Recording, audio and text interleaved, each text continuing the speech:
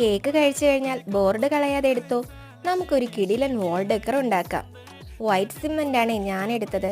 നിങ്ങൾക്ക് ക്ലേ വേണമെങ്കിൽ ഉപയോഗിക്കാം. വൈറ്റ് സിമെന്റ് ആണ് എടുക്കുന്നതെങ്കിൽ കൈ പൊള്ളാതെ സൂക്ഷിക്കണേ. ദാ ഇത് കാണുമ്പോൾ തന്നെ നിങ്ങൾക്ക് മനസ്സിലായി കാണുമല്ലോ ഞാൻ എന്താ ഉദ്ദേശിച്ചതെന്ന്. അത് തന്നെ നമ്മുടെ മൂൺ. ചന്ദ്രനെയും നക്ഷത്രങ്ങളെയും ഒക്കെ ഇഷ്ടമുള്ളവർക്ക് ഈ വർക്ക് വളരെയധികം ഇഷ്ടപ്പെടും. എനിക്കുറപ്പാ, കാരണം ഞാനും അങ്ങനെ ഒരാളാ.